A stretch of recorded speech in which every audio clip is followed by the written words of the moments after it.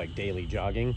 Yeah, I mean, I pretty much ran every single day. I'd run at least a half mile to a mile, somewhere in there, just to get the legs moving and kind of get a little bit of cardio within the workout.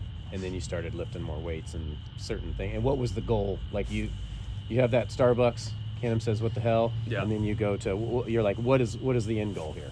Yeah, I mean, they asked me what I wanted my playing weight to be at the end of the year last year, and I told them I wanted to be 205, and so I kind of had that in my mind. I was like, I know if I can get down to 205, I can get down to whatever I really want to be. So I kind of just hit 205, and I saw myself keep going down, and I felt good with what I was doing, and I just made sure that my body felt good each and every day in the weight room and out in the field when I was doing doing all my stuff. So I mean, I kind of just let myself get to a point where I felt like I could perform and I still was strong at the same time.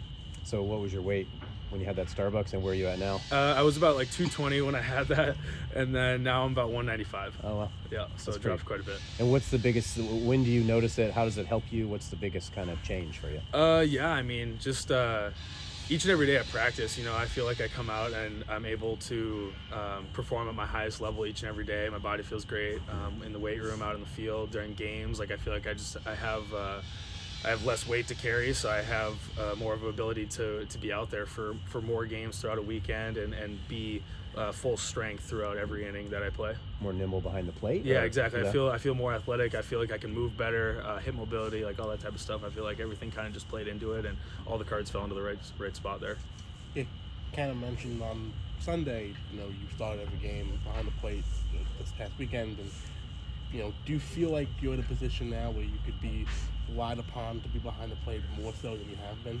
Yeah, absolutely, and that kind of played into why I decided to lose some weight this summer. Is like I needed to lose some pounds in order to be able to go out there each and every day, and I feel like by doing that, I put myself in a position that I can be out there each and every day and play every single inning that I possibly can. Did you have to change your diet at all? Or like, are you eating healthier, or are you just working out more? Yeah, I definitely, the big hit was probably the diet, just kicking out foods like the stupid Starbucks drinks and all that type of stuff, right, like that. Just kind of getting rid of the things that aren't necessarily needed, but like people enjoy, I guess I would say. So I kind of just had to knock that down to get down to the weight that I wanted to be, and I've kind of, you indulge yourself every now and then, but I just being able to lose the weight was the biggest struggle, and being able to knock out different foods that I definitely don't need in my everyday diet. Like sweets and fried foods? Or yeah, like, exactly. Yeah. Like going out, playing on a weekend road series, it's kind of hard to find the healthiest foods, but just being able to understand that if I make the decision to eat better food on the road rather than going with like the Raising Cane's or the McDonald's or whatever you don't have up here, by choosing the healthier option, it truly does make an impact on your everyday health. So what's your go-to on the road?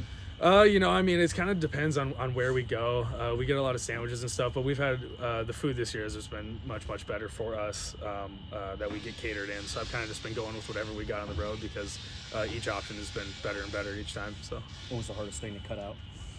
Definitely sweets. I'm a big chocolate guy, so I mean, just cutting out the sweets and being able to just ration it and after a series, I would say I indulge myself in it just because I know I've worked hard enough that I can get to that point. But just cutting it down each and every day and eating less and less of it, I say would be the biggest thing for me. It's like the dark chocolate, man. That's basically it. Yeah, no kidding. What's impressed you the most about this pitching staff here for a few weeks? Yeah, I mean, it just seems like every guy that we got coming out of the bullpen or starting the game just has the want to go out there and perform. I would say we have the deepest pitching staff we've had in the last few years that I've been here. So I mean, just each and every guy comes out there and he wants the ball. He wants to be the guy to perform. And when the time comes to pass the ball off, we know that we got another guy that can come out there and do the same thing that they just did. So just having the deepness of the staff. Sorry, didn't mean to cut you off. No, you're good. All good. We talked about more, feeling a little more limber behind the plate. At the swinging the bat, are you noticing anything different? Hitting higher exit velos now, or anything? Yeah, I mean, I made some swing changes over the summer, and having the changes within my body kind of played into that. Like I'm able to swing the bat harder. I'm able to get myself into a position that I want to be in when I'm going to swing the bat. I just feel like everything kind of plays into it. I feel like my exit velocities have been much higher than years past and have been more consistently finding the barrel with the baseball, and I just think that it allows me to get my swing off in the 9th inning like I did the other day, and it just plays through each and every game. So What'd you switch up in your swing? just being able to like get into a spot to hit when I'm going to like see the baseball, being in a better position, and then just being able to be on plane with pitches longer and earlier with the barrel. What was your read on the level of annoyance from Aiden having to sit out last week? Yeah, I mean, he's obviously a guy that's put in so much work to get into the position that he is, and he definitely is a guy that wants to go out there and just dominate and be the guy for us on Friday nights. And I talked to him a couple times throughout the weekend just asking him how he was feeling, and he was just super bummed that he couldn't go out there and perform, but he knew one thing that he kept saying was that he knew like we had enough guys to get it done in 1 week or 2 weeks or whatever it may be that he's out isn't gonna hinder us by any means. So I know he's just more excited to get back out there whenever he can. Yeah, one of those guys is Segura. How would you assess how he's pitched so far? He's been pretty solid from our perspective. Yeah, no, absolutely. He's just been a guy that I feel like has surprised some people for sure. I mean, I've seen him this fall and seeing him this spring. Like the guy has the ability to be that guy for us on a Sunday when we need a pitcher to step up and really dig deep and get us some innings and save some arms out of the pen. So, I mean, he's done a phenomenal job just going out there and commanding the fastball and getting early and quick outs each and every game. And I feel like it's allowed him to go deeper and deeper into ball games. And I think he'll be a guy throughout the entire season, depending on health, that he goes out there and gets it done every Sunday for us. Maybe take me back to the fall or after he arrived. When do you remember a moment where you're like, oh, this dude's got it? Like, was there something that struck you early on, or just kind of a gradual build? Yeah, I mean, so I actually faced him in Live ABs over the fall, and I don't want to put this out there, but like I hit a home run off him, and then it kind of like after I hit that home run off him, he kind of just had a different mentality when he came out on the mound. Like you could kind of just see that he kind of just flipped the switch and he just wanted to be that guy, and he knew he had it and just had to kind of get it out of him by a moment of realization like that. And ever since then in the fall, like he's kind of just stepped up and, you know, really just gone out there and done what he's done so far throughout the entire fall and the spring. So it's been great. What is your role with a freshman like him? You know, obviously the veteran pitcher coming in, you know, they know sort of what to expect. But with a freshman, what's sort of your role with working with him in the fall and even right now? Yeah, absolutely. I have the ability. He's actually my roommate at my house, so I mean, I've had the ability to see him every single day and talk to him and kind of just help him through the whole entire process of